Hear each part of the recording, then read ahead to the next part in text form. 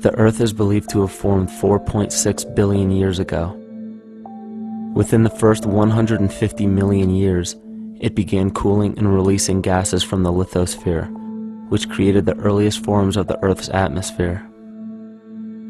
Prior to the creation of this atmosphere, the sun's ultraviolet radiation made for uninhabitable conditions. But as the Earth cooled further, water condensed in the atmosphere and oxygen accumulated, making way for organic compounds. This spawned single-celled organisms and then plant life. And down through time, the evolutionary chain continued. And then we arrive at a species that does not seem to fit as well as the rest. Homo sapiens' gestation period of 9 months mimics the 3.8 billion year evolution of all life on Earth. The human embryo repeats the evolution of all species.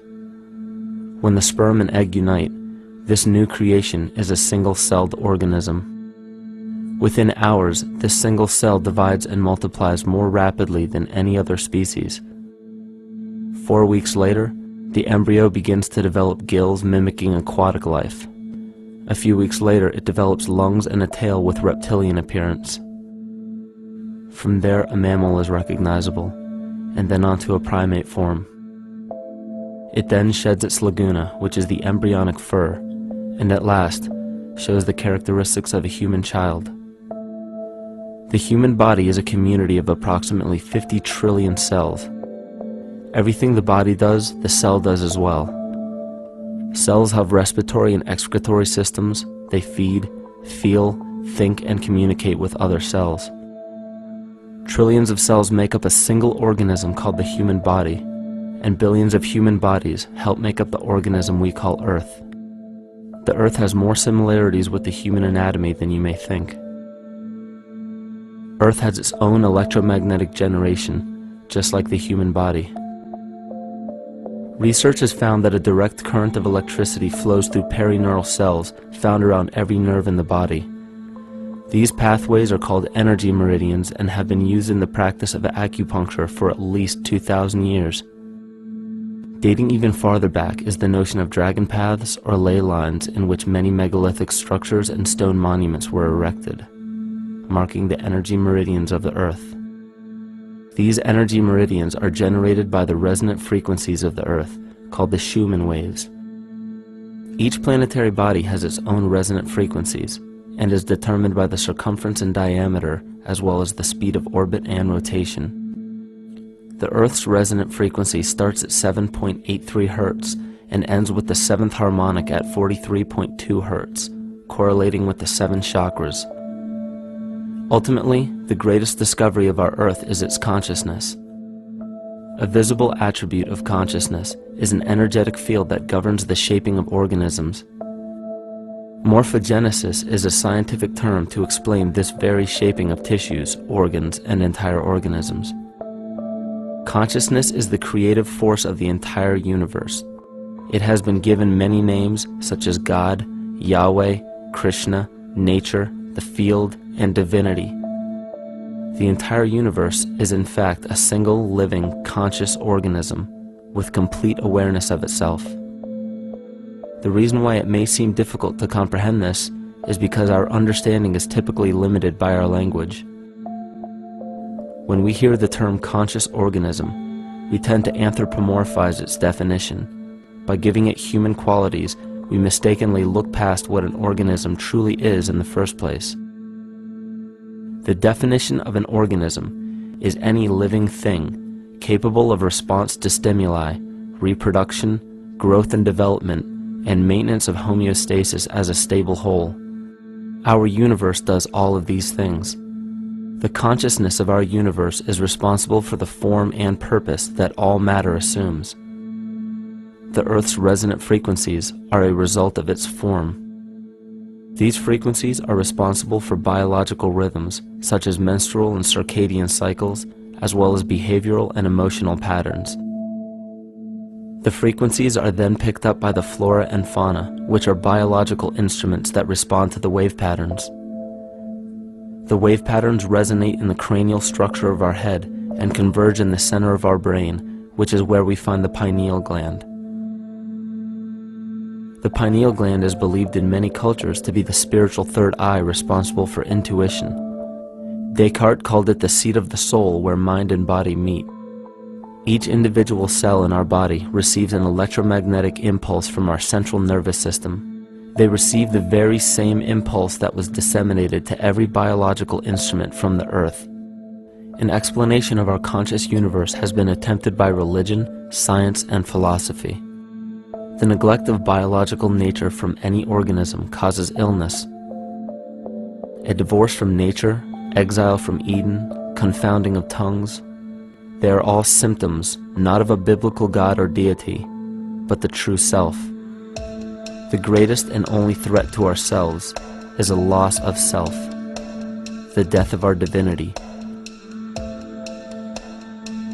As we barrel through history with oceans of information, yet barely a drop of wisdom, we have to understand how we lost ourself.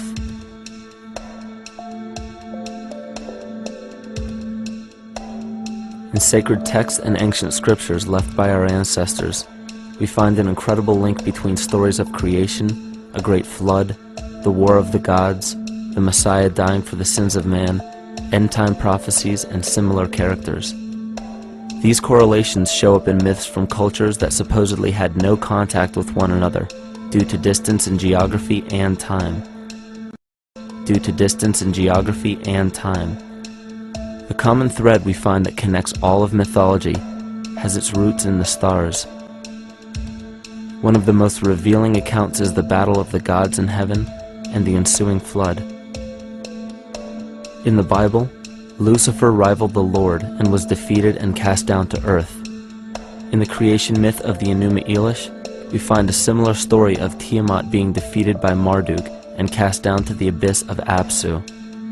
In chaos, Tiamat, the mother of them both, Apsu and Tiamat's waters were mingled together, meaning that the chaotic waters of Tiamat were somehow mixed with the sweet waters of Apsu. Apsu was the Sumero-Akkadian god of the abyss beneath the earth.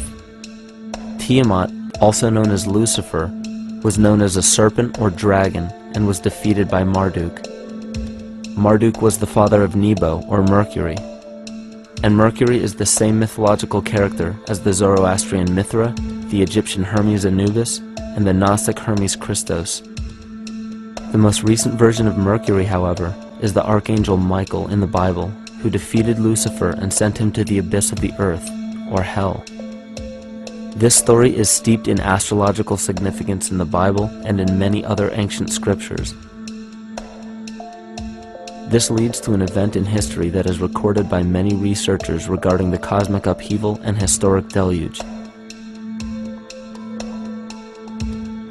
William Commonus Beaumont states, "The flood immortalizes the collision of a fallen planet, later termed Satan, actually a cometary body with our Earth."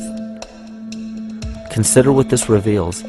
He postulates that a planet, later termed Satan, fell to the earth, creating the flood we see recorded in the Bible and other myths. Lucifer, or Tiamat, was a planet known to ancient cultures as the Glistening One, the dragon of chaotic salt waters. The light from the sun illuminated this planet's water, which gave it a glow that rivaled the sun's own light, which is where we hear about Lucifer rivaling the Lord. The Lord in this case being the sun, which sustains and gives warmth to the earth. The planet Tiamat, or Lucifer, was destroyed by a cataclysmic event that hurled the watery planet to the abyss of the earth. In the book of Enoch, it reveals, "And behold, a star fell from heaven, and when it fell to earth, I saw how the earth was swallowed up in a great abyss." The myth of the Ute Indians states, "The sun was shivered into 1,000 fragments, which fell to earth, causing a general conflagration. Then Tawats fled before the destruction he had wrought. And as he fled, the burning earth consumed his feet, legs, body, hands, and arms, until at last, swollen with heat, the eyes of the god burst and tears gushed forth in a flood which spread over the earth, extinguishing the fire." This myth resembles the translation of the Enuma Elish by Stephanie Daly in her book Myth from Mesopotamia. which explains that Tiamat's eyes became the source of the Tigris and Euphrates rivers. As written in the book of Revelations, "And there was a war in heaven. Michael and his angels fought against the dragon, and the dragon and his angels fought back. The great dragon was hurled down, that ancient serpent called the devil, or Satan, who leads the whole world astray. He was hurled to the earth." The Roman mythology of Ovid gives the story of Phaeton, which happens to be another name given to the watery planet Lucifer, or Tiamat. This story reveals that Phaeton was a child of the sun and wished to become the sun for a day. Phaeton attempted this feat, and eventually Jove, who is also known as Marduk, destroyed Phaeton, sending him crashing to the earth in flames and put out by a tremendous flood of water from a river unseen before. The common theme we notice here is that of a saltwater planet, the great dragon, Lucifer, Tiamat, or Phaeton, was defeated and fell to the earth, and now dwells in the abyss known as Hell, giving us the outline of the story of Lucifer rising up against the Lord and being defeated and banished to rule the underworld. As we know, however, an outline is but a shell of a story. The inner meaning, the spirit of the myth, comes with a deeper understanding of the essence of each planet, not just the physical planet, but the conscious core, because we know now that the proportions and velocity of a planet gives them their own characteristic frequencies, which govern biological and behavioral patterns. These planets reflect the archetypal psychology of man. In ancient times, probably the most important field of research was the study of the heavens. Galactic bodies and their movement through the sky were known to be symbolic of the inner faculties within human consciousness. Within all organisms, outdated science has only explained the physical world measured by our five senses. Only in esoteric religions, mysticism, and quantum fields of science are we to find any attempt at explaining where thoughts and emotions fit into the sense-perceptible world. We also understand now that humanity is a community of cells within the organism of the Earth. The Earth, therefore, is a higher organism that shapes our form and function. This higher organism and all other planetary bodies are governed by consciousness, just as we individual humans are. Therefore, the Newtonian belief that galactic bodies are nothing more than lifeless forms floating in space is tantamount to claiming that we humans are nothing more than a composite of elements in motion. We know that this is untrue because we feel, we think, and furthermore we see the result of our consciousness creating what we call life. Plato wrote, "This world is indeed a living being, endowed with a soul and intelligence, a single visible living entity containing all other living entities, which by their nature are all related." Furthermore, the cosmos is a single living creature which contains all living creatures within it. And in an article out of the Sufi journal, the author writes, "The world is a living spiritual being." This was understood by the ancient philosophers and the alchemists, who referred to the spiritual essence of the world as the anima mundi, the soul of the world. In scriptures, we hear of the claim that angels guide the inner soulful actions of people, or that the gods wield influence over man. Most ancient spiritual and scientific teachings held the belief that the hierarchies of the gods, angels, archangels, archai, all the way down to the cherubim and the seraphim, are the hierarchies within the human psyche. In this way, we must understand that when the whole of ancient myths and sacred scriptures speak of spiritual influence from a higher being, they were speaking of archetypal forces that are inherent within us, not an influence from an external source. This is where we begin to see the relevance of astrology as an ancient form of science that resurfaced in the 19th and 20th centuries under the name of psychology. Friedrich Nietzsche even stated, "As long as you still experience the stars as something above you, you still lack a viewpoint of knowledge." This is astropsychology and maps the inner faculties of the psyche. In pre-Christian times, there were schools known today as the mystery schools or the mystery religions. The messages encoded in the scriptures and ancient archaeology came from adepts of spiritual science. The intent was to teach the initiates the deeper meaning of these myths. What became later termed as Lucifer, Satan, or the devil was representative of the ego, which rivals the Lord, the representative of the self. The true self is the epicenter of a person's entire being. It is the total sum of everything that we are. The false ego, on the other hand, is the idea and concept we create about ourselves in the course of our lives, which typically excludes any qualities we don't wish to accept about ourselves. However, humanity has been endowed with the freedom to choose either to obey the true self or to give in to the temptation of the vanity and materialism of the false ego.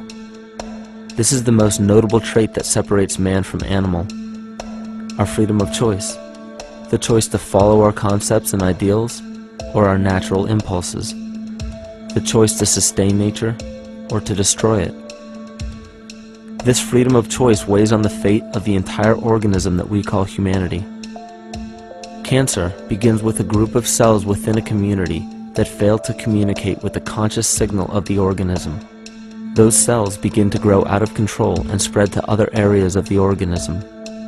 This very disease is evident in our world today. The cancer upon our earth is the domination of our false ego and our divorce from nature.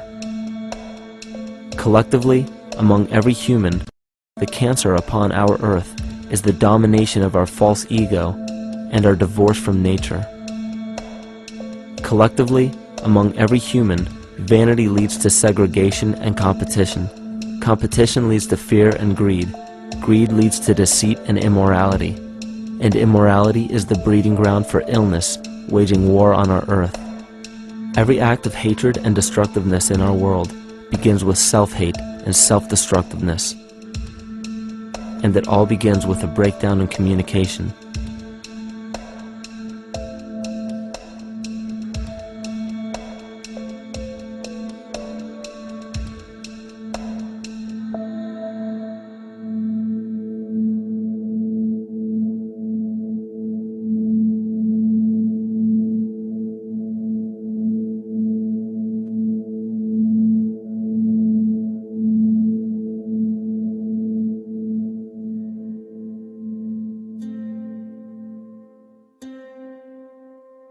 In nature, all that we perceive with our five senses is a result of two fundamental principles. Everything in existence is made of a relationship between vibration and matter. Vibration is a masculine creative force countered by matter, which is a feminine receptive force. Thus begins the principle of duality. We see this duality in ancient myths and philosophies, yet only those philosophies and scriptures that were perverted and raped of the original meaning gave the impression that one polarity was good while the other was evil. The original sages, adepts, and shamans taught that both are necessary and one would not exist without the other. These two important principles come together to form all things in the universe. This is kymatica. Even language, logos, the communication of any and all things in nature, depends upon this principle. Pete Peterson, in his works Cymatics, the Science of the Future, stated that nature shows examples of kymatica in everything. This phenomena is found to be one of the prime forces that moves biological evolution along its path. Dan Winter reproduced an experiment to prove that the ancient languages of Hebrew and Sanskrit, when spoken, create a vibratory frequency that moved matter into sacred geometrical patterns. Upon further investigation, Hebrew, Sanskrit, Aramaic, Arabic, and other elder dialects have older roots in a parent language of Gaelic and quite possibly an even earlier origin. In Swami Murugesu's The Science of Mantra, he claimed that when a person chanted specific words in Sanskrit while filming a burning candle, the intensity as well as the color of the flame would change due to the frequency that the word would emit. This same science has been shown to lower and raise blood pressure. And in his own words, certain sounds can affect their circulation and nervous system. Whatever change such vibrations cause extends to the mind of a person and also to the surrounding atmosphere, causing warmth or coolness. All this can be known by study and shown by practice. This rediscovered knowledge of the science of sound shows that sound is something more than mere vibratory signals. Not only does sound interact with life, but it sustains and develops it. It acts as a conduit of conscious intent between people, societies, and entire civilizations. Yet the psychic illness we endure due to the domination of our false ego is reflected in the collective. Our psychological schism has shut us off from communicating correctly with our inner self, which is exactly how cancer cells within the body operate. In the collective, we have created a language barrier between humanity and the rest of nature, acting as a global cancer. Recorded in history, the efficacy of the ancient languages has been severely uprooted. The alphanumeric translation from Hebrew to English shows a complete reversal of the two languages, giving the cymatic effect unnatural results. Dr. Leonard Horowitz stated in his work on DNA, 1/3 of the sensory motor cortex of the brain is devoted to the tongue, oral cavity, the lips, and speech. In other words, oral frequency emissions spoken or sung exert powerful control over life, vibrating genes that influence total well-being and even evolution of the species. A degradation of language in this case is shown to affect biology. If something as basic and important as language can be degraded and devalued to such a degree, yet never questioned, what else might we be missing? Think of an aspect of your life that dictates the limits of your freedom. Government and law enforcement, insurance and pharmaceutical companies, taxes, building permits, driver's licenses, and more. There are hundreds if not thousands of stipulations, regulations, and boundaries on our freedom. And out of the ones that were just mentioned, how many have you researched to find out whether they apply to you or not? Let's look at the forms of law that we currently acquiesce to.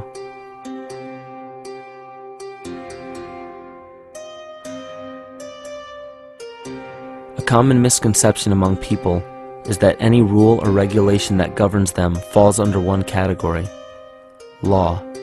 But there are many other forms of law that people abide by without realizing that they simply do not apply to them. Another misconception is that a nation's constitution gives us our rights. A constitution does nothing more than list the rights that we already have.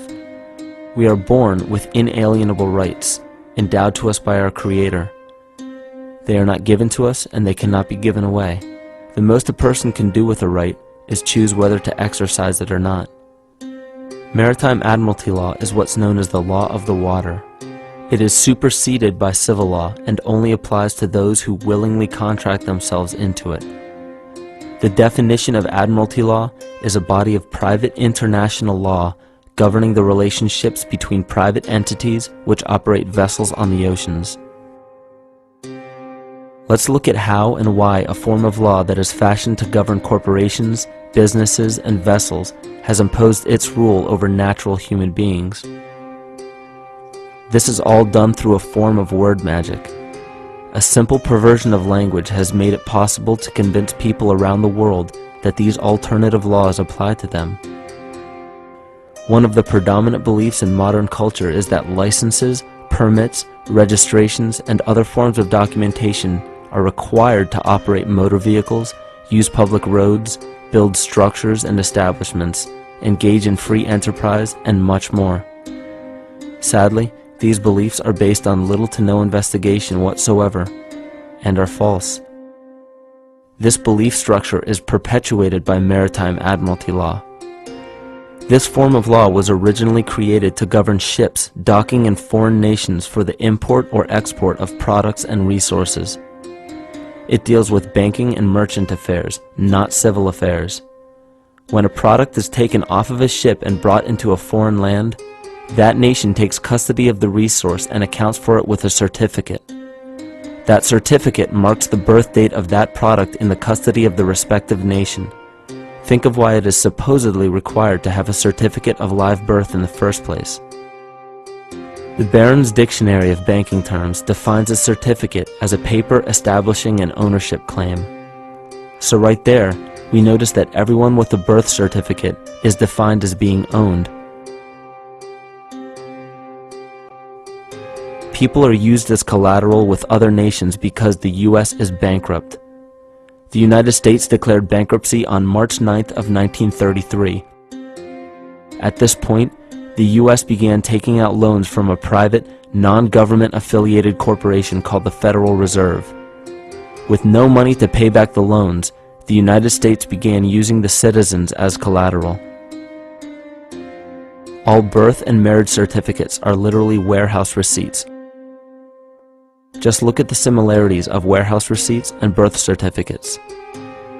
Both document the date of issue, a serial number, registration number or receipt number, a description of the product, and an authorized informant to notify the appropriate government agency. With all of this information being readily available, the majority of people are unaware of their involvement with maritime admiralty law. This is possible through the manipulation of language. This admiralty law changed the meaning of the word person from a natural living person to a corporation. Driver's licenses, vehicle registrations, auto insurance forms, building permits, gun permits, work permits, tax filing documents, birth and death certificates, traffic citations, and many other forms of documentation that were once believed to be absolutely necessary only applied to persons or corporations. Upon signing such a legal document, you are indirectly waiving your rights under the Constitution and lowering your status to that of a corporation that is created with the same exact name as you. The only way to reconcile your true name from the name of the corporation is to take notice that the corporation has its name in all capital letters. This is known as capitis diminutia maxima. You may take notice that your driver's license, birth certificate, social security card, insurance cards, and more use all capital letters to legally represent the corporation with your name, not you. The corporation is known as an artificial person, whereas you, the human being, are known as a natural person. This deception goes even deeper when it comes to the courts that we attend. When showing up to court, you will notice that there are seats for witnesses behind a wooden fence or barrier. The defendant must cross through the entrance to the other side of the barrier where the plaintiff and judge sit. This act symbolizes the boarding of a ship. At this time, business can be conducted in maritime admiralty law. The judge, acting as captain or banker, is responsible for settling the balance between the two sides. This is why there is always a monetary value involved in any court case. The captain is simply dealing with banking and merchant disputes. Once the balance is paid, the case is closed. To turn the court case away from admiralty law where your rights are not protected, you must avoid agreeing to represent the artificial person. This is done by stating that you are the natural person. You don't have a first or last name because those imply corporate title. In a court case, you may state that the court takes judicial notice of your honor's oath of office. Every judge must take an oath of office to practice law, yet you must make it clear to the court and the jury that the judge is acting as judge and not banker. Remember that you are a natural human being of the earth. You are not governed by anything but your own consciousness. Laws are created within a society. The society that created the laws we see being enforced today is called the Law Society. Yet the most beautiful part of this entire deception is the fact that we are not part of the Law Society, so their laws do not apply to us. Judges, lawyers, and law enforcement officers, they're all part of a society. Within that society, they've created their own language that's deceptively similar to English. They have these little things called statutes, acts, and regulations that seem like laws, but they really only apply to those within their society. So that basically means all the traffic violations, minimum age requirements, and everything except for damage to another person or their property doesn't really apply to the natural person. Laws only apply to those within the Law Society. The game being played is an illusion. You can simply choose to open your eyes and reclaim the freedom that you were born with, bound by nothing but the limits of your imagination. These are just a few examples of assuring that your rights are being protected. By far, The most important line of defense against this deception is to be aware of the perversion of language, and be absolutely aware of how you form your beliefs and concepts.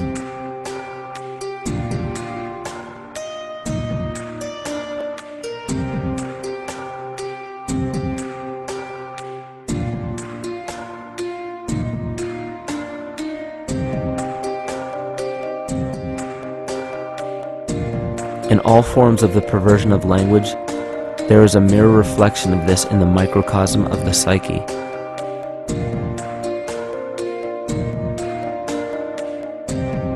And the problem I see with humanity today is we don't truly know ourselves anymore. We have the 9-to-5 job, we have the house, the children, the bills, the television, the hobbies, and the errands that we run every single day, and we eventually begin to believe that this is who we are. But who are we beneath the job title, beneath the status of mother or father, theist or atheist, Republican or Democrat, black or white, man or woman? Who are we? Who are we deep down inside? We don't know, because every time we hear an answer that we don't want to accept about ourselves, we deny it. We'll pass it off and project it onto somebody else and judge them for it. This is repression. And we see what repression can do to us on an individual level, but what about on a collective level of humanity? What happens when the whole world refuses to see what they truly are on the inside?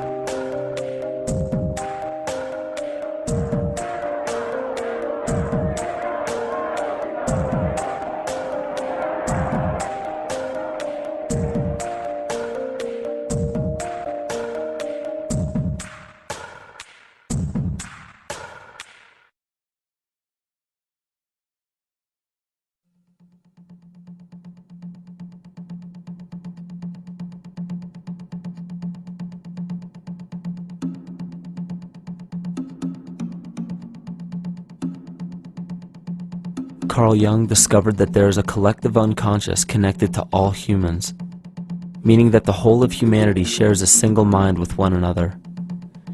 This is evident in the world through accounts of shared mythology and symbols, the study of morphic fields, and with the science of kinesiology.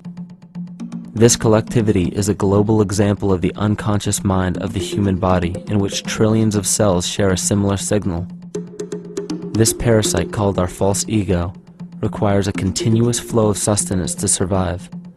Food, fuel, and any other form of sustenance is energy. Human consciousness is an electromagnetic field of energy.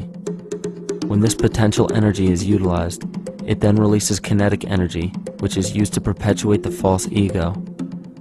This scenario occurs in the smallest parasitic organisms, all the way to a collective organism called humanity. A parasite will release chemicals that cause the host to crave the sustenance that the parasite needs to survive. As long as the host is unaware, it will keep feeding the parasite and starving itself. In a similar way, Wilhelm Reich stated that whole societies suffer from a psychosis caused by starving our organic biological impulses. He states that sexual suppression supports the power of the church, which has sunk very deep roots into the exploited masses by means of sexual anxiety and guilt. It engenders timidity towards authority and binds children to their parents. This results in adult subservience to state authority and to capitalistic exploitation. It paralyzes the intellectual critical powers of the oppressed masses because it consumes the greater part of biological energy. Finally, it paralyzes the resolute development of creative forces and renders impossible the achievement of all aspirations for human freedom. In this way, the prevailing economic system, in which single individuals can easily rule entire masses, becomes rooted in the psychic structures of the oppressed themselves. What Reich was showing in this powerful quote is that on a collective level, the suppression of a natural function, whether biological, spiritual, or emotional, will result in an abnormal reaction, a psychic disease. This illness or disease is reflected into the masses through a collective unconscious and acts as an epidemic. Humanity is plagued with an incapacity for freedom, meaning that people en masse lack the ability to govern themselves on a psychic level, and this manifests in the macrocosm as government and organized religious powers. thus opening the throne, our national and individual throne, to anyone and anything.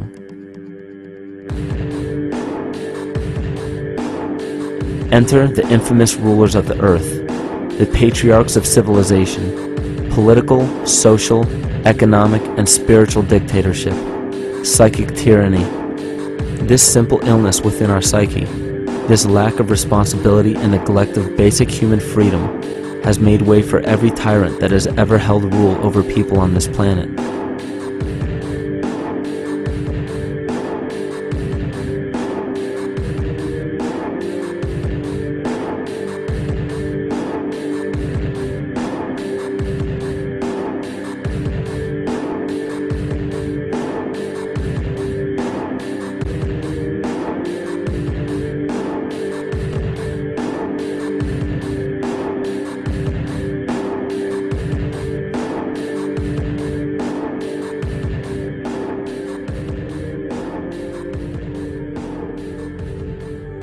But these oppressive tyrants that are demonized by the masses are no different than us. In fact, they are one with us. In the book The Prophet by Khalil Gibran, he poetically states, "I say, as the holy and the righteous cannot rise beyond the highest which is in each of you, so the wicked and the weak cannot fall lower than the lowest which is in you also." Every one of us has the capability to commit the most horrifying sin or show the most beautiful compassion to our fellow man. This is the very definition of an illness within the psyche and soul of man.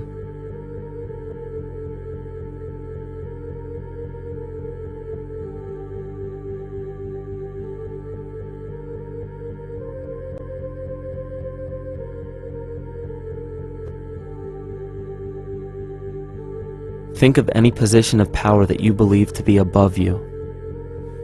Royal families, government leaders, the United Nations, financial organizations, corporate monopolies, and media juggernauts. These are all facets of our false ego. They are the physical advent of our own sickness. They require our conscious participation, our conscious energy to survive. Because without our cooperation, without supplying them with the sustenance of complicity, they starve.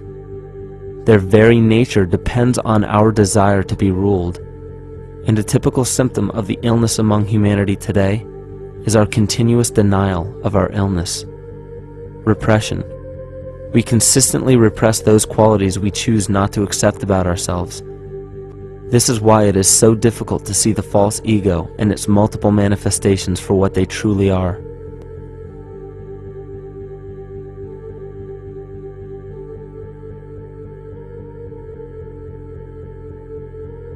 This is the very nature of the false ego.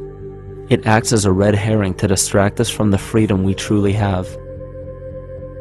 For this psychic parasite to survive, it must supply us with a chemical that will cause us to remain dependent upon it. In this case, the sustenance is our conscious energy. And in order for us to feed it to the parasite, the chemical of fear causes humanity to crave protection and defense.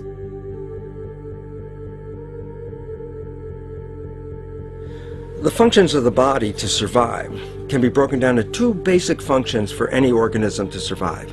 You have to be able to grow, maintain yourself, take care of your biology, but you also must be able to protect yourself, so that if you're just growing and you can't protect yourself, you'll become food for something else. So the survival involves a balance between growth and protection. Through the history of human civilization and through a human evolution, we recognize that our nature is to be in a state of growth, and that our protection is only supposed to be used to, help us out of that threatening moment. You can't be in growth and in protection at the same time. So the significance is, when we see a need of protection, the stress hormones in the body shut off the blood vessels in our viscera or gut, which is the part of the body for growth. Well, the issue is, if you took the blood from the viscera and moved it out to the arms, then you left no blood in the viscera. That means no growth. But you're ready to fight. And when your fighting is finished, then the blood returns back to the viscera and you grow again. But in the world that we live in today, It's 24/7 fear.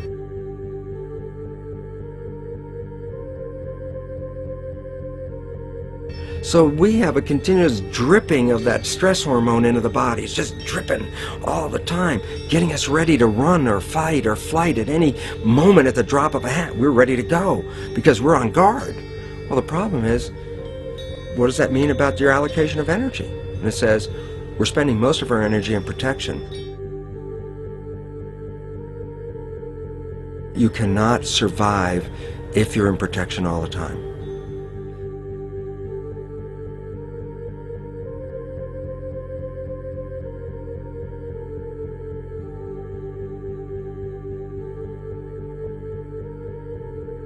And if the parasite can control the nature of the fear, it can then create a fear among us that only it can defend us against. A recent physical manifestation of this comes from Zbigniew Brzezinski, former Secretary of State who also supported President Barack Obama. In his book, The Grand Chessboard, he states, as America becomes an increasingly multicultural society, it may find it more difficult to fashion a consensus of foreign policy issues, except in the circumstance of a truly massive and widely perceived direct external threat. Even the Reichsfuhrer of the Nazi Party, Hermann Göring, sums up this game of supply and demand perfectly when he stated, "The people can always be brought to the bidding of the leaders." That is easy. All you have to do is tell them they are being attacked and denounce the peacemakers for lack of patriotism and exposing the country to danger. It works the same in any country. It also works the same in every individual psyche. Just remember that the false ego has only one desire: to become greater and more powerful than the true self. This illness causes us to believe that we are separate from nature. This is why we see such a rise in the dependency of technology. This is why we see such little stewardship for the earth and the environment. And this is why we see bigotry, racism, sexism, and every other form of discrimination possible that leads to crime, violence, wars, and eventually, the global destruction of the organism. This endless state of fear, confusion, and segregation our world seems to live in is a symptom of the false ego creating a false threat.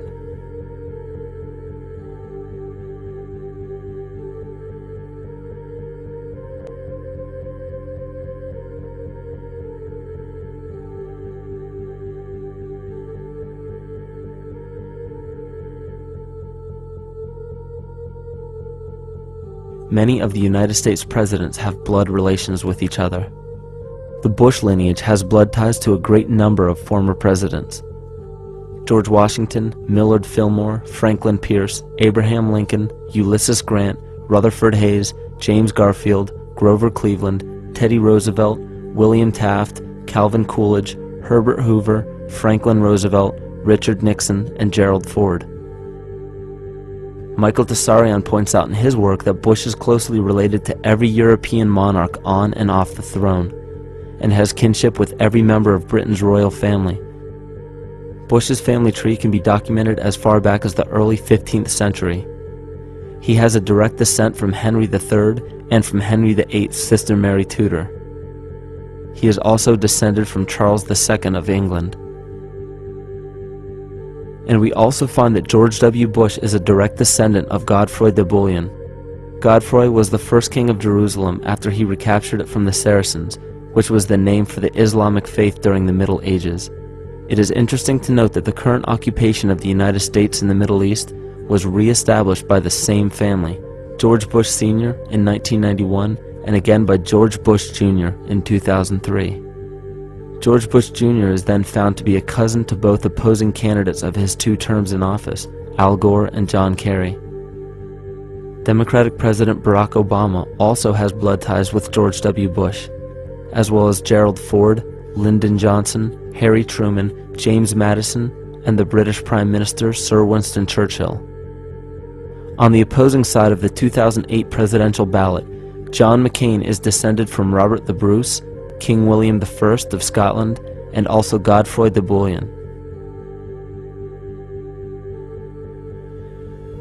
Probably one of the most interesting facets of the bloodline relations is the fact that The whole British royal family has descent from the Muslim prophet Muhammad through the Arab kings of Seville.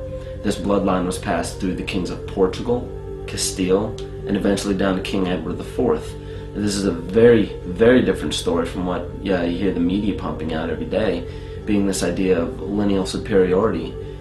It's completely debunked according to the foremost authority of aristocratic lineage, Burke's peerage. And this just goes to show that there's the true story, and then there's the manufactured illusion, the front that's given to the public.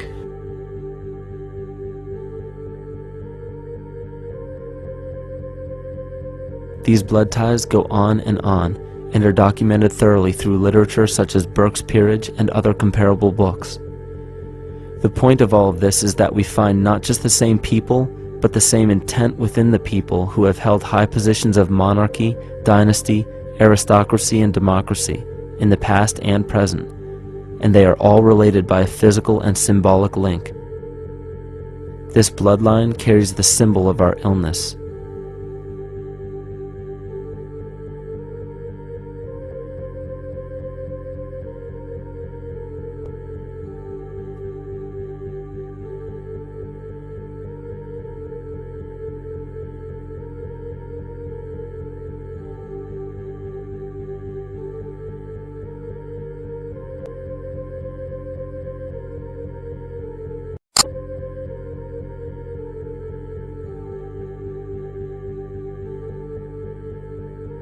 The symptoms of our psycho-spiritual illness are the wars, terrorist attacks, artificial or man-made disasters, and leader figures. As long as the people remain oblivious to their inner drives and inner nature, they will always fail to recognize why these events take place and why these figures rise to such powerful positions. The reason why we have failed for thousands of years to conquer these archetypal rulers permanently is because for thousands of years we have been fighting the symptoms of an illness and not the root cause. For every corrupt government that falls at the hands of a revolutionary, oppressed people, 2 more will rise in its place every time. Because the root cause of a corrupt government does not exist in the individual leading that government. It exists within the psyche of every individual. Because an unaware host to a deadly parasite will do anything to avoid accepting his own incapacity for freedom.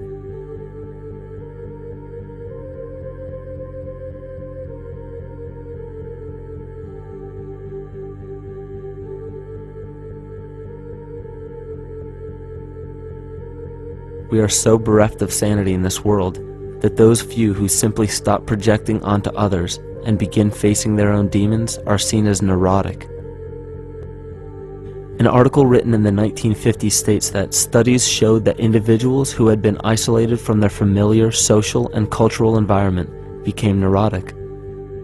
This shows that when those individuals had no object to identify their darker emotions with, they began to see these things in themselves, that which they refused to recognize before, and were unaware of why they appeared and how to cope.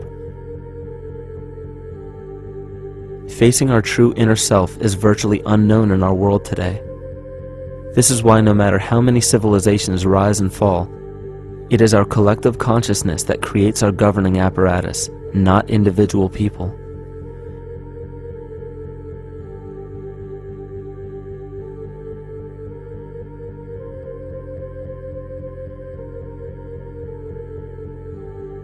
And after countless attempts, you would imagine that people would realize that a physical retaliation may not be the solution. Yet here we are, thousands of years later, with technology that can clone DNA, vehicles that can break the sound barrier and probe the depths of space, and science that can overcome almost any sickness. Yet we still fail to take notice to the importance of thoughts and consciousness. This is the very definition of insanity. And every single one of us is responsible for this psychic epidemic, because we're killing the messenger and paying no attention to the message.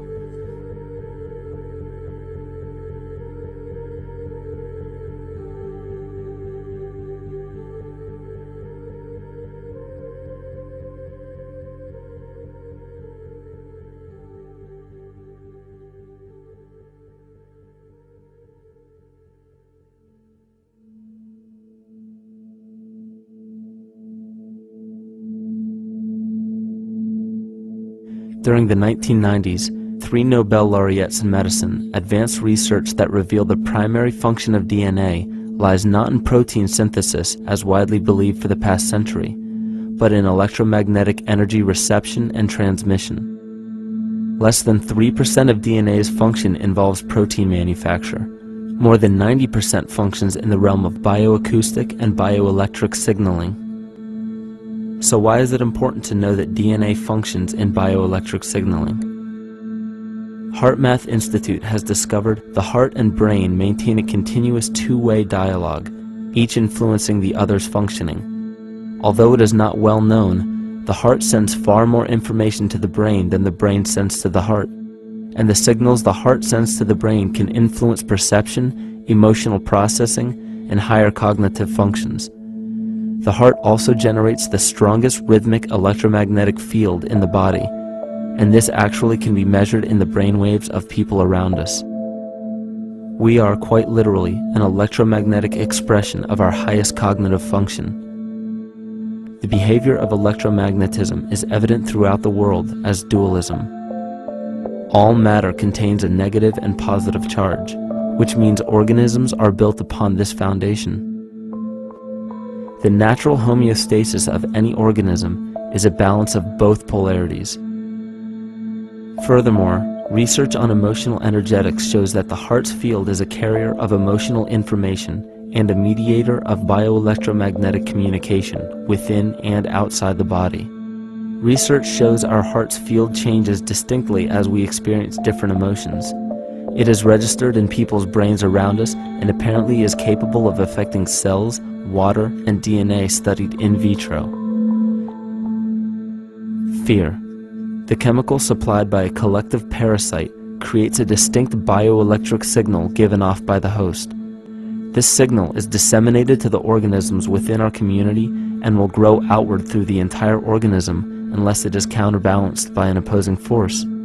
Dr. Fritz Alan Popp discovered that the cells in our body communicate through biophotons, which are tiny particles of light that are single units of an electromagnetic field. This communication system within our body also exists between people in what's known as morphic resonance. This was known by the shamans, sages, and adepts of antiquity. These teachings were commonplace in prehistoric cultures. It wasn't by sheer chance that artistic expression and rituals were the cornerstone of every ancient civilization. Art was used as a personal method to exercise the shadow content of the psyche and introduce it to the conscious mind. This was very literally viewed as psychic therapy. Ritual was based around astrological dates. As we've learned, the study of the stars and planets reflect our own astropsychology. The shamans would perform rituals on astrological dates that would correlate with a circadian rhythm or a psychological cycle. These rituals kept the human participants aware of their inner self and prevented the repression of psychological content. As long as people were facing their inner demons and accepting them as their own, they were not collectively projecting them into the physical world. If you bring forth what is within you, what you bring forth will save you. If you do not bring forth what is within you, what you do not bring forth will destroy you. The progeny of our psychological disease began growing rapidly after a series of catastrophes forced the collective into a somatic state of fight or flight. This lowered the immunity of the population by introducing a state of immense stress. Our body becomes more susceptible to illness under stress. In this manner, humanity fell ill when entire bodies of land were swallowed up by the floodwaters. This uprooted many tribes, chiefdoms, and civilizations from their homes, and their ritual practices that were used as a conduit for psychic wellness were put on hold in order to survive the catastrophe and seek new homes. The shamans were spread to many new areas of the world. This information has been suppressed. We are made to believe that advanced civilizations such as ancient Egypt and the Mayans of Mesoamerica came about with no prior rudimentary remnants or evidence of evolving intellectual artifacts to bring them to their peak. We are meant to believe that their incredible knowledge of mathematics, astrology, agriculture, economy, polity, and architecture came out of nowhere. This leads many researchers today to the understanding that the origins of these civilizations have been suppressed. Not surprisingly, the force that has guided the suppression of this knowledge comes from the exact bloodline of the political and religious leaders stated previously. These are some of the notable book burnings and suppression of important texts in our history.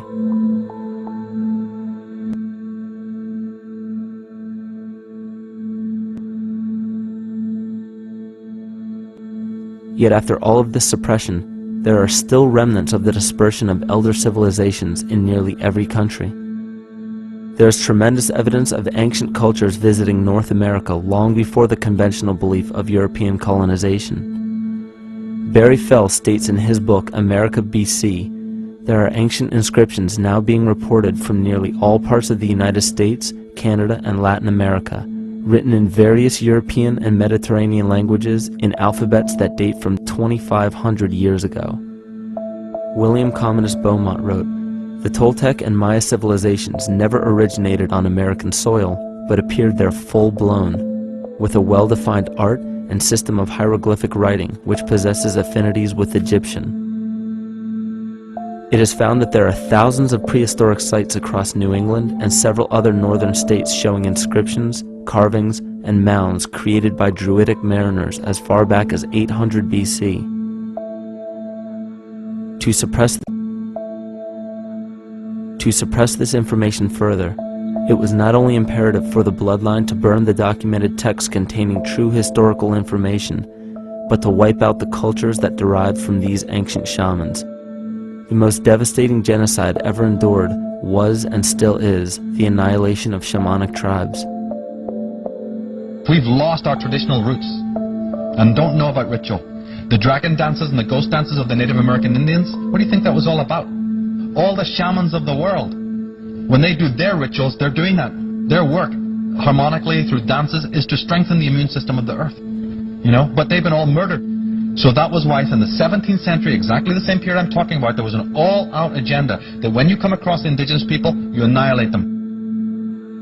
Columbus was sent on his expedition along with agents of the crown to disrupt the lives of the natives and seize mineral resources. He visited every island in the Caribbean, depleting the gold and taking as many slaves of the native Taino tribe as possible. 5 million natives were murdered within 3 years, according to Leah Trabeck. Within 15 years, the Arawak tribe of 250,000 was completely wiped out. The population of the United States prior to European contact was greater than 12 million. 4 centuries later, the count was reduced by 95% to 237,000. From 1494 to 1508, over 3 million people had perished from war, slavery, and the mines. Who in future generations will believe this? I myself, writing this as a knowledgeable eyewitness, can hardly believe it. My eyes have seen these acts so foreign to human nature, and now I tremble as I write. Another agent of the false ego bloodline was Hernando Cortez, who decimated the Aztec tribe and plundered their mineral resources. This again was the case through Cortez's second cousin, Francisco Pizarro, who conquered the Incan Empire in Peru. These atrocities are seen throughout Africa, New Zealand, New Guinea, East Timor, and are still seen today in Canada. This was a deliberate attempt to bury any surviving remnants of the ancient world and our true history. It is a naive mistake, however, to categorize and blame everything and everyone involved with politics or religion for this suppression of knowledge. It is only natural for people to crave spiritual understanding when there are so many manufactured missing links and perversions in the spiritual text today. And due to this void of spiritual wisdom, honest and moral people who are simply trying to understand their place in this world become the prime consumer market for those who wish to exploit this vulnerability. To have enough power to run our own lives, basically. If we look at the New Age movement, for instance, which is another kind of trap in all this, where people might end up actually. They're looking for something so bad that they're taking all these things that are handed to us or to them, but it's not really based on any real understanding. It's still kind of coming from a religious type of perspective. People are genuinely seeking something new. They're genuinely seeking a new type of spirituality, or to better themselves, or to change something. But this is being hijacked, and what they actually do is that they lead you into another type of group mentality or a new age religion, whatever it is, and people still are not able to kind of really break free from that and follow their own journey or their own path, which I think is very important in all of this.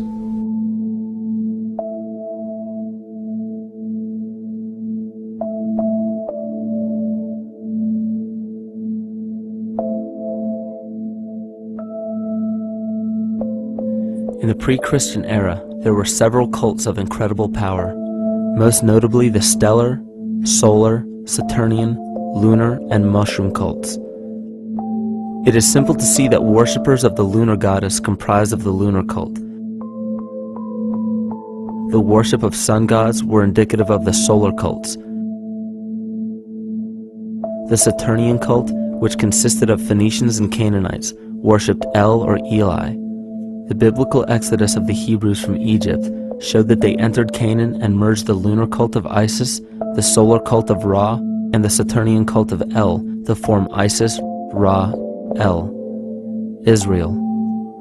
The old Israelitish cult and mythology, the Yahweh worship, the patriarchal legends, the sojourn in Egypt, and so on, are rooted in the religion of the sacred fungus, developed from the underlying fertility philosophy of the ancient Near East. The Jewish mitre, Muslim turbans, and military berets are derivations of the symbol of the mushroom cult. One of the first and most prominent, however, was the stellar cult, and a number of these ancient cults were created for shamanic purposes and earthly stewardship, yet some were taken over with different intentions. Just as you would imagine in any establishment of power, smaller cults formed within the main cults to worship individual deities. The cult of Mithras and the cult of Dionysus are two examples. You still today can see the Mithraic or Phrygian cap on the symbol of the seated Liberty Dollar, the coat of arms of many countries, the reverse side of the flag of Paraguay, the seal of the United States Senate, and even involved in the solar cult holiday that we now call Christmas. In the cult of Dionysus, many festivals were celebrated, such as the Greater Dionysia, celebrated in Athens around the spring equinox. The foremost event in this festival was the Thymelic contest, in which poets, musicians, and entertainers performed in an open-air theater. Musicians did not have to pay taxes, and members of the Artists Guild did not have to participate in military affairs. The cult of Dionysus is still alive to this day as the entertainment industry.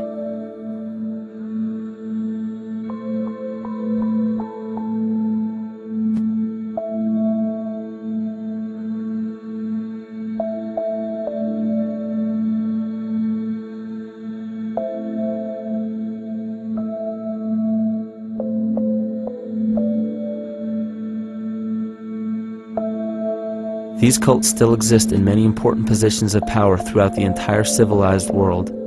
Yet the most important function of these groups is to manufacture the consent and complicity of the people. The conscious mind is the creative mind. It's the one that has your personal identity into it. It does the real thinking. And then there's a subconscious mind. Well, there's no entity in it. The subconscious mind is the equivalent of a tape player. It records behaviors, and then at the push of a button plays a behavior. It's automatic. It's a very convenient thing, because then we don't have to relearn all the time. Once you know it, you can make a pattern. The problem is that the basic patterns of belief and behavior that are programmed in the subconscious mind came from our teachers, primarily our parents, our family, and our community. So most people don't even understand how easily we're influenced by our environment. Every person that we encounter, every single situation that we're faced with, every little word that's said on television may not seem too influential to our conscious minds, but your unconscious is designed specifically to let every environmental signal influence you without your awareness. So the question is, are we leading conscious or unconscious lives? And now neuroscience has told us in the unfolding of our lives, only 5% of our life is controlled by our conscious mind, and 95% of the time controlled by the subconscious with programs from other people that were installed in there. And the problem is, it means when those programs are playing, we don't see them. And the skeptics will sit there and say, consciousness? Archetypes? Astrology? No, no, no. We create things with our hands, not our minds. Archetypes aren't physical. They can't influence me. But when you think of the fact that we're only conscious of this small little fraction of our behavior, what we don't realize is that entire countries, entire civilizations that think they're free and independent, but are unconsciously too afraid to be free and independent, they will beg to be governed. And if they can't do it themselves, who do you think will consciously or unconsciously take that responsibility? It usually ends up being that strong, masculine, animus archetypal figure.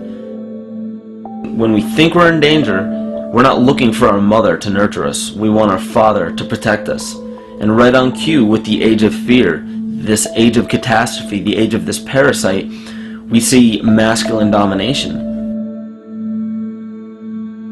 And one of the primary conduits for giving our responsibility and our conscious energy away is money.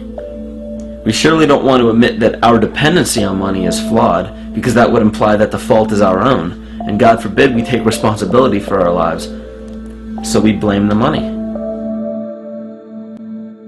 This is the cornerstone of the entire illusion being built around us by the false ego. Money is said to be the root of all evil, yet it cannot be evil because money is only a symbol. Symbols carry only the faith and spirit of the observer. This means that the symbol of paper money, yet it cannot be evil because money is only a symbol. Symbols carry only the faith and spirit of the observer. This means that the symbol of paper money evokes and surfaces the evil intentions and inherent flaw of our false ego. Money only exists because we agree to accept it as valuable. And to further illustrate our incapacity for freedom, we've given the control of our faith-based money to a private corporation instead of the federal government. There is no law stating that we have to use Federal Reserve notes as currency. We choose to because we fear the alternative: independence.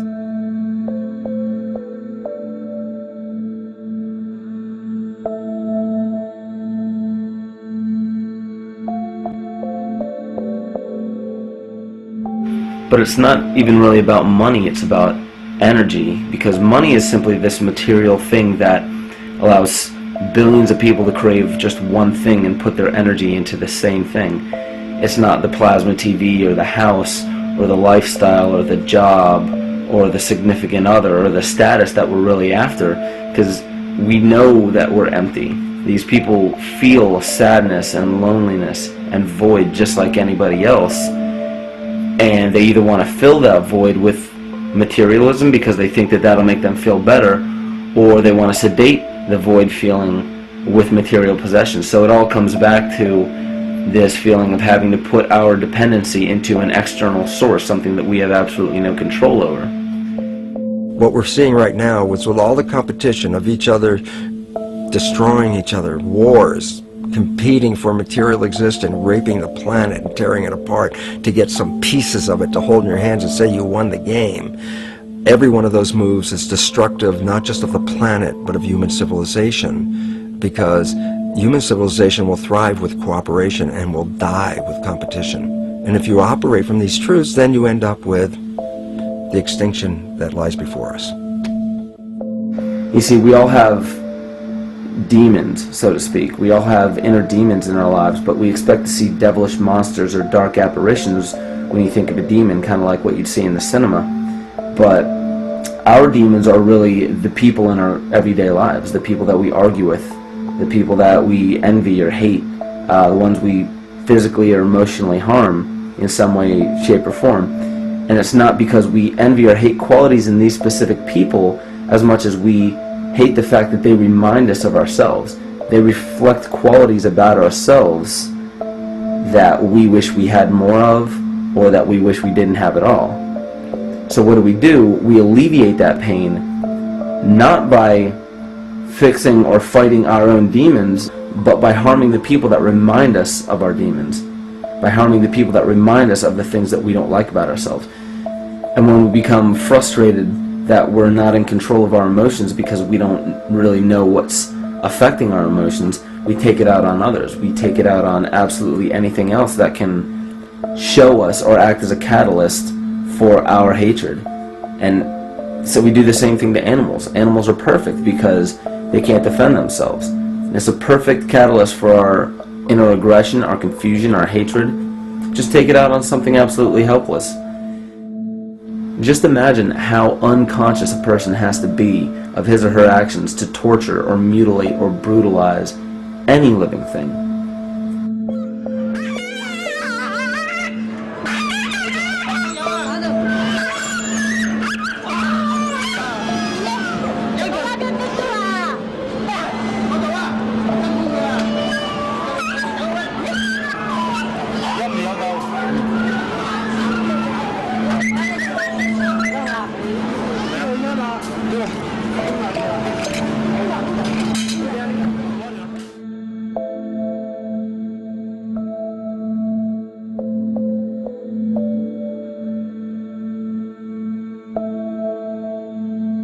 His goat's down, and he'll be here, and we can. Ouch! Ooh, he bit you. Look at his tail. Is it calming with your kids, maybe? He's a big guy. That's a real. Think of the lack of compassion you must have towards life in general to be able to feel no semblance of sympathy towards entire populations, let alone just individuals or individual animals, entire populations of species that are bred specifically for the purpose of commodity. But I'll tell you what's even more dangerous is not so much the people carrying out this cruelty, because that's already been established. That form of hatred and cruelty has already been established and it's already known. What I'm really worried about is the people who are against inhumanity, the people who are against animal cruelty and feel self-righteous enough to think that it's justified to inflict harm or even wish harm on these people. Because those are the people who take unconscious cruel behavior to a whole new level of conscious cruel behavior that's perfectly acceptable in their minds, because they feel that it's their job to bring other people to justice, like they're an authority figure of some sort. Those are the people who will have a much harder time figuring out why they harbor so much inner hatred and resentment. They don't seem to realize that it's just another form of the same exact hatred. So to keep from facing our inner demons consistently, what do? When we begin to realize, hey, wait a minute, maybe it's not alright to inflict harm on any other living thing, then the ego has to come up with a more esoteric form of cruelty to trick us into displaying the same form of self-hatred, the same indignant attitude, but just in another way and towards another group of people. But the emptiness will always find a way back in, and people will always start to feel restless again, no matter how many times they transfer blame to yet another person or yet another group. We need chaos in our lives. We crave destruction. We beg for catastrophe. Because if we don't have these things to act as a form of exorcism or a catalyst for us, we start to notice these things in ourselves, and that's what we don't want. You see, we can deal with wars. We can deal with terrorism. We can deal with stock market collapse and economic collapse. We can deal with these things. But once we start to notice this chaos within ourselves, that's what we're really afraid of. We'll take 1,000,000 September 11ths over one moment of true insight towards our self-hate.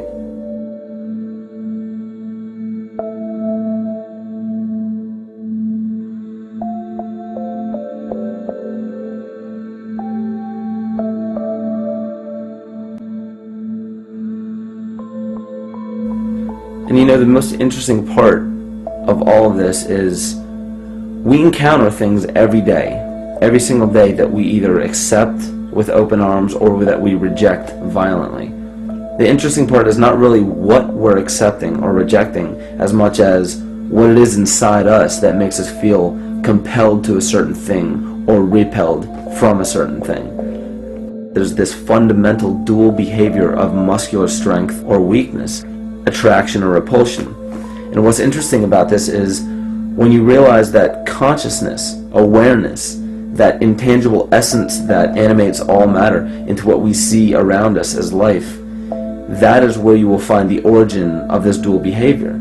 It's been explained as the inhalation and exhalation of Brahma, the contraction and the expansion of Ahriman and Lucifer in an anthroposophical setting, the active and the passive qualities in electricity, the masculine and feminine qualities, yin and yang, existence, and nothingness. These are all ways to explain the same behavioral process that begins with awareness, it begins with consciousness. And if you get rid of all the images and concepts in our minds of these sayings in your head and just try to feel the difference between the two polarities, you'll begin to notice that all of the different scenarios and possibilities that are playing out in the world all spawn from this common origin. You'll have a million people telling you why the Bible is supposedly the Word of God and that you should follow it word for word. And then you'll have another million claiming that it's a form of mind control and not to believe any of it. Everybody will tell you to beware of this or watch out for that. This is good information, this is bad information. And I just have to wonder, what makes anyone an authority figure enough to say that something is true or false? And why are you denying or accepting anything based on the suggestion of another person? Why aren't you making that decision for yourself? Information is information. There's no such thing as good or bad information. It's all what you do with it. I say let everything be your Bible. Give every piece of information, every person, every event or scenario or situation an honest and open mind. Because then it's your responsibility to respond to it in the way that you choose. Not following the herd, not following convention, it's your responsibility. And that's the point when, no matter how many people tell you you're wrong or right, you're not dependent upon their approval. If we at least question our own actions, question our own thought process, and make a conscious decision to what we feel is right every single day, that's what I believe to be divinity. That's true shamanism. And that, to me, is what it really feels like to be alive.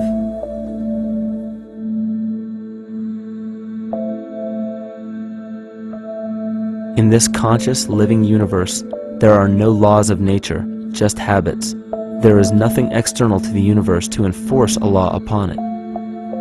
The illusion of a fixed law of nature is only the result of there being no need for that habit to be broken. When habits need to be broken to ensure the survival of the organism, we see this event in nature and call it evolution. The collective mind shapes our evolution. And a great example of this is the experiment done by John Cairns in 1988. His team put lactose-intolerant cells in an environment with only lactose for food. Under a law of nature, every one of these lactose-intolerant cells would have died. But surprisingly, they all survived. Every one of them understood the problem that they were facing and replaced the defective lactase enzyme with a functioning one to utilize lactose for food. If a cell has the ability to decide how and when to evolve because it's facing extinction, then anything can. The existing beliefs are that a human body is a biochemical machine controlled by genes, and therefore the behavior, emotions, and character of our biology, our health, our lives, are controlled by genes which we don't control. So this is what we taught people. You're a victim. Genes control your life. You didn't pick them. You can't change them. The genes you end up with program what's going to happen. My experiments on stem cells, which I started in 1967, I'd isolate one stem cell, put it in a petri dish, and then it would divide every 10 hours. So I took all the cells, split them up into 3 groups, and then just put them in 3 petri dishes. And then I changed the growth medium, the constituents of the environment, in each of the 3 dishes. In one dish, the cells form bone. The second dish, they form muscle. In a third dish, they form fat cells. What controlled the fate of a cell? And the first thing you have to say is, well, wait, they were all genetically identical when they were put in a dish. So obviously the genes didn't control it because they all had the same genes. What was different was the environment.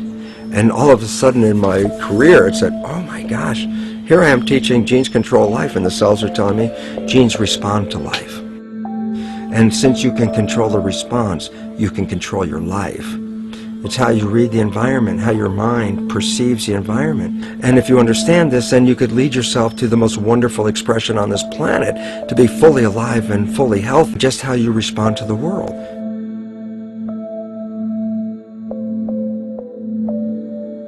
In the face of financial collapse across the world, political and religious wars raging tirelessly, and an ever-growing feeling of being lost and void of meaning, there is a great amount of energy being pushed to the surface of the collective mind. Evolution does not come about gradually. It happens in spurts and fits, and comes about due to a tremendous need for the organism to survive. We are now at a point in history where we will choose. We will choose to become sovereign or remain dependent, to face our true self or continue fighting a ghost, to become well or allow this disease to grow, to live or to die. The choice is yours.